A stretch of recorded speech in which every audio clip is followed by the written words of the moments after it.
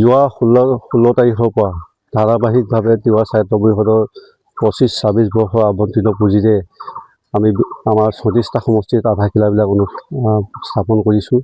আজি আহি আমি উপস্থিত হৈছোঁ মানিপুৰ গাঁও পঞ্চায়তৰ অন্তৰ্গত কমাৰবুৰী গাঁৱত, কমাৰবুৰী আহঁতগুৰি গাঁৱত। গতিকে কমাৰবুৰী আহঁতগুৰি গাঁৱৰ ৰাইজৰ বহুদিনীয়া এটা অভাৱ আছিলে। তেখেতসকলৰ মণিকূট গৃহটো জহি খহি গৈছিল। গতিকে আমাৰ এই গাঁৱৰ ৰাইজ আৰু এই গাঁৱৰ বয়োজ্যেষ্ঠ পিতৃলোকসকলে আমাক বহুবাৰ আবেদন কৰিছিল। তথাপিও তেখেতসকলৰ আবেদন ৰক্ষা কৰি এই মুহূৰ্তত আজি আহি তেখেতসকলৰ এই মণিকূট গৃহটো আধাখিলা অনুষ্ঠানত উপস্থিত হৈ মই সঁচাকৈ ধন্য মানিছোঁ। গতিকে তেখেতসকলৰ বহুদিনীয়া অভাৱটো আচলতে বহু আগতেই পূৰণ হ'ব লাগিছিল। এই ক্ষেত্ৰত আমাৰ যিখিনি কৰণীয় সেইখিনি বিভিন্ন ঠাইত কৰিছোঁ।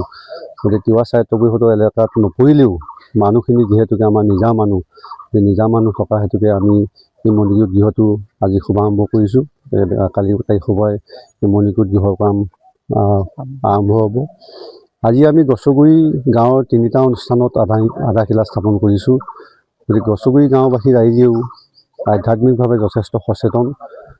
এটা ৰাস্তাও আমি তাত শুভাৰম্ভ কৰিছোঁ। গতিকে আজি গছগুৰি গাঁৱৰ যিখিনি আশীৰ্বাদ আমি লাভ কৰিবৰ কাৰণে সক্ষম হৈছোঁ। অনাগত দিনতো আমি আশা কৰিম যে তিৱা সাহিত্য পৰিষদৰ জৰিয়তে যিবিলাক কৰণীয় কাম সেইখিনি কৰিবৰ কাৰণে সদায় চেষ্টা কেতিয়াও ক্ৰুটি নকৰোঁ। ইয়াৰ পিছত গৈ আমি আমাৰ মৰিগাঁৱৰ যিটো বাৰোৱাৰী শিৱ মন্দিৰ আছে, বাৰোৱাৰী শিৱ মন্দিৰতো এটা ভোগঘৰ দিছোঁ। তাতো আমি আধাখিলা কৰিবৰ কাৰণে গৈ আছোঁ। গতিকে আপোনালোকে দেখিছে আমাৰ তিৱা সাহিত্য পৰিষদৰ 34টা সমষ্টিত আধাখিলাবিলাক আমাৰ সন্মানীয় কাৰ্যবাহী সদস্য সদস্যাসকল আৰু যিবিলাক ঠাইত MLA আছে, MLA থকা ঠাইবিলাকত MLA সকলে সহযোগিতা কৰি আমাৰ তিৱা সাহিত্য পৰিষদৰ এই অনুষ্ঠানবিলাক বা তিৱা সাহিত্য পৰিষদৰ যিবিলাক আঁচনি, এই আঁচনিবিলাক ৰূপায়ণৰ এই আধাখিলা কামবিলাকত তেখেতসকলে সহযোগিতা আগবঢ়াইছে। যোৱাকালি মানিপুৰত হৈছিল।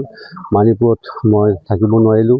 আমাৰ অসম চৰকাৰৰ মাননীয় মন্ত্ৰী পীযুষ হাজৰিকা ডাঙৰীয়াৰ ব্যক্তিগত সহায়ক অপূৰ্ব ডেকাই আহি যোৱাকালি মানিপুৰৰ যিখিনি কাম আমি আবণ্টন দিছিলোঁ, সেই কামখিনি তেখেতে আহি আধাখিলা স্থাপন কৰিছে। এনেকৈ আমি তিৱা সাহিত্য পৰিষদৰ জৰিয়তে বিভিন্ন অনুষ্ঠান প্ৰতিষ্ঠানবিলাক গঢ় দি আমাৰ যি উন্নয়নৰ ধাৰা, এই উন্নয়নৰ ধাৰাটো আমি ত্বৰান্বিত কৰিবৰ কাৰণে চেষ্টা অব্যাহত ৰাখিছোঁ। যিকোনো খবৰৰ বাবে যোগাযোগ কৰক আমাৰ এই নম্বৰত 9181 307 221।